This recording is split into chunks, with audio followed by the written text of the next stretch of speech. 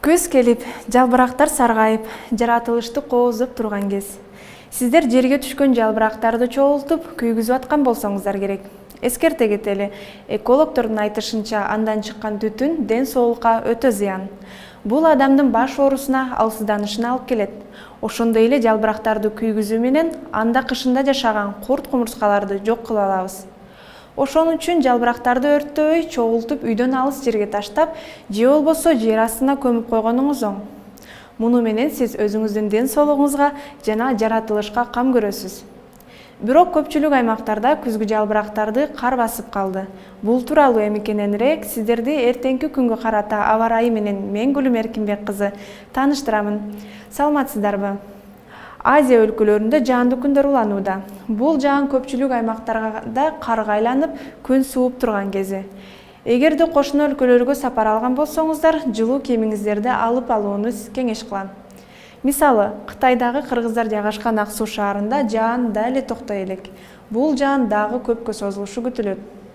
Үрүмчүдө кар жаап жаткан кези. Бул кар эртең да жаайт. Абанын температурасы бир нече суук.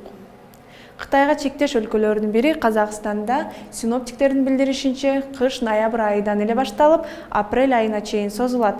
Бул жерде шамал катуу жүргөндүктөн абанын температурасы айрыкча төмөн болот. Астана шаарында түнкүсүн жааган кар таң эрте токтоп, күн бүркөө бойдон калат. Бирок Алматы шаарында жаандуу күндөр уланууда. Бул жаан эртең катуу жаайт.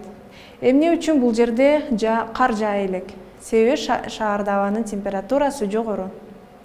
Өзбекстанга келсек, өлкөдө туристтер үчүн эң ыңгайлуу айлардын бири ноябрь деп эсептелет. Себеби бул жерде жайында ченемден ашык ысык болуп, ошон үчүн күз мезгилинде климат адамга жагымдуу салкын болот. Кыргызстандын түштүгү менен чектешкен Фергана өрөөнүндө жаан күтүлбөйт, бирок күн бүркөө болот. Борбор шаары Ташкентте күн ачылышы күтүлбөйт. Эгер жаан жаайт деп кооптонуп турган болсоңуздар, туура кыласыздар. Жаан түндөсү катуу жаайт. Буга байланыштуу Ташкенттен алда канча алыс Нукус өрөөнүндө аба ырайы ушундай. Күндүзү күн ачылып, кечинде жаан жаашы күтүлөт.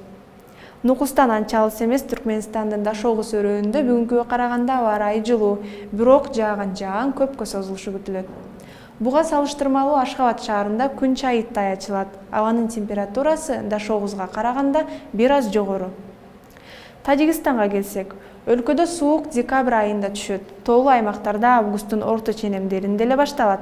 Мындай климат Сибирден же океандын шамалы аркылуу келет. Эртең Борбор шаары Душанбеде күндүзү күн ачылып кубандырышы мүмкүн. Бирок кол чатырды алганды унутпаңыз, себеби кечинде күн бүркөлүп жаан жаа баштайт. Мындай климат Хорокто да күтүлөт. Абанын температурасы Душанбеге салыштырганда бир аз төмөн. Бүгүн жааган жаан эртең да токтобойт. Ал эми Баткен менен чектешкен Ходжент шаарында абанын температурасы бир аз төмөндөйт. Бул күн бүркөлгөнү менен жаан жаашы күтүлбөйт. Кыргызстанда эртең Чүй, Ысык көл областарынын тоолуу аймактарынын айрым жерлеринде кар жаайт. Калган аймактарда жаан-чачын күтүлбөйт. Тоолуу аймактардын автожолдорунда кар күткүсү күтүлөт. Жолдор тоңголок тайгак болот. Ал эми абанын температурасы Чүй, Талас өрөөндөрүндө төмөндөйт, калган аймактарда жогорулайт. Батыштан соккон шамалдын ылдамдыгы секундасына 4-9 метрге чейин жетет. Сиздер Кыргызстан жана ага кошуна өлкөлөрдөгү аба ырайы менен тааныштыңыздар. 11 каналы сиздерге булутсуз маанай каалап, өз ишин улантат. Көрүшкөнчө.